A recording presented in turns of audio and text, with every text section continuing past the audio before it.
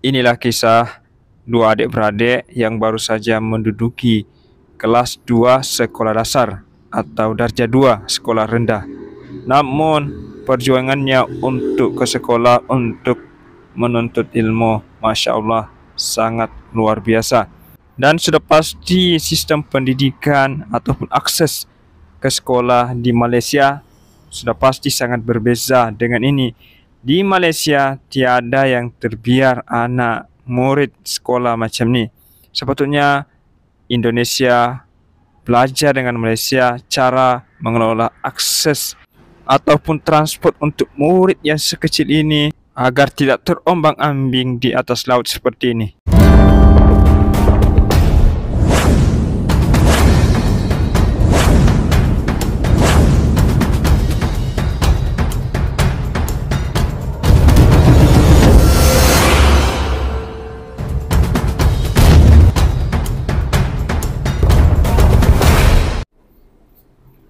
Bismillahirrahmanirrahim. Assalamualaikum warahmatullahi wabarakatuh. Allahumma salli ala Muhammad wa ala ali Muhammad. Hai sahabat-sahabat dan saudaraku dimanapun berada, apa kabar? Alhamdulillah, semoga sahabat yang menonton video ini dalam keadaan sihat-sihat walafiat, dikurniakan umur yang panjang, dikurniakan rezeki yang berkah, dikurniakan keluarga yang bahagia, sejahtera hingga ke akhir hayat. Amin ya rabbal alamin. Sahabatku, ada lagi cerita yang saya nak kongsikan nih. Tapi cerita yang sangat cerita yang menyedihkan, yang sangat pilu lah kalau kita dengar dan kita tengok video ni. Indonesia ada dua siswa yang adik-beradik tinggal di sebuah pulau di Kabupaten Bone, Sulawesi Selatan, Indonesia, yang harus menyeberangi Sungai Tangka atau Sungai Muara. Sungai ini memang agak luas sebab sungai ini berhubungan dengan laut. Jadi sungai ini luas dan airnya pasang surut setiap hari. Dan dua siswa adik-beradik ini terpaksa menyeberangi sungai ini setiap hari kira-kira sejauh 1 kilometer untuk pergi ke sekolah, untuk pergi menuntut ilmu. Disebabkan akses darat tidak ada, jadi terpaksa mengharungi muara sungai ini sejauh 1 kilometer. Tidak pernah takut menyeberangi sungai yang sangat luas ini, meskipun air kadang pasang dan surut dan kadang-kadang angin kencang datang. Tetapi di sini saya tidak mau komen banyak, tetapi saya nak komen pasal pemerintah ni. Kenapa pemerintah tidak menyediakan satu sekolah di pulau tu? Sebab kalau nampak banyak jugalah rumah di dalam pulau tu. Jadi maksudnya anak kecil pasti banyaklah di situ. Pemerintah di Indonesia ini yang sangat berbeza dengan kerajaan di Malaysia tentang pendidikan. Sebab pendidikan di awal usia ni, budak ni, anak-anak ni, murid ni baru memasuki kelas 2 SD. Maknanya kalau di Malaysia baru darjah 2 ya. Kira-kira baru berumur 8 tahun. Tetapi dibiarkan sahaja mengayuh perahu sampan ke sekolah. Kenapa pemerintah ya tidak perhatikan atau mempedulikan nasib siswa ini? Saya rasa bukan sahaja dua adik-beradik ini yang pergi ke sekolah melewati sungai yang sangat luas dengan naik perahu sampan saja, tetapi saya rasa ada lagi kawan-kawannya, ramai lagi. Tetapi yang saya dapat ini baru sahaja ini. Berbeda dengan akses di Malaysia. Kalau di Malaysia guys, kalau murid ataupun siswa yang baru berumur 8 tahun, baru duduk di darjah 2 sekolah rendah, pasti kerajaan Malaysia tidak membiarkan kejadian ataupun siswa hanya naik perahu sampan. Pasti ada orang dewasa ataukah alat keselamatan safety lengkap. Tetapi ya berbeza pula dengan nasib murid di kampung saya ini. Saya rasa saya mintalah pemerintah di Indonesia, tengoklah, belajarlah, contohilah Malaysia. Malaysia sangat mengutamakan generasi-generasi muda seperti ini. Karena ini adalah masa depan negara, aset negara. Ya, dibiarkan saja diabaikan macam ini.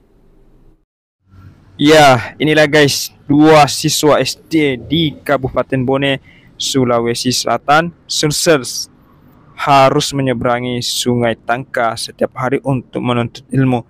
Kedua siswa ini bersekolah di area Kabupaten Sinjai, Sulawesi Selatan. Nama daripada siswa SD ini adalah Muhammad Amar Ramadan dan Muhammad Rifki yang berumur kira-kira 8 tahun. Karena jalur darat tidak ada ataupun harus jalan kaki yang sangat jauh dan tidak boleh naik basikal ataupun naik motor sebab hanya ada empang. Jadi mau jalan kaki jauh lah. So terpaksa 2 siswa ini menggunakan perahu sampan ini setiap hari untuk ke sekolah. Lokasi rumah siswa ini berada di Borong Kalukue, Borkal, Dusun Lagopo 2, Desa Masangkai, Kecamatan Kajuara, Kabupaten Bone. Namun mereka bersekolah di Kelurahan Lapa, Kecamatan Sinjai Utara, Kabupaten Sinjai. Ya, maknanya dia sekolah di lain daerah, di lain kabupaten. Sebab anak sekolah ni tinggal di Kabupaten Bone dan sekolah di Kabupaten Sinjai, maknanya dia harus keluar daerah lah untuk sekolah. Saya rasa di tempat dia ini, di rumah dia ini sekolah jauh, jadi terpaksa ke daerah lain untuk menuntut ilmu lah. Namun karena perahu sampannya sangkut, jadi dia kena tolak dulu lah, tolak ke atas air. Begitulah perjuangan anak sekolah di sini untuk ke sekolah menuntut ilmu. Mudah-mudahan semua anak di sini, murid-murid di sini kelak menjadi anak yang sukses, berhasil dunia akhirat. Dan menurut ibu daripada 2 anak ini yang viral dekat Instagram ni berkata memilih sekolah di daerah Sinjai dikarenakan akses lebih dekat. Sementara kalau di wilayah Desa Masangkai, Bone terlalu jauh dan aksesnya susah. Nah, begini ya guys, perjuangannya setiap hari. Tidak takut angin kencang, tidak takut dengan arus sungai yang deras, tidak takut dengan apa-apa yang kita tidak tahu apa terjadi. Ya, semoga kelak anak ini menjadi anak yang sukses lah. Perjuangannya untuk ke sekolah bukan main-main. Dan saya berharap video ini Pak Presiden Jokowi tengok video ini agar dapat membantu akses anak-anak murid sekolah di sini. Dan kepada orang-orang kaya yang peduli dengan nasib orang ataupun murid-murid sekolah di sini, boleh bantulah, sebab kalau ditengok perjuangannya untuk menuntut ilmu, untuk ke sekolah, luar biasa guys. Hanya pakai perahu sampan guys.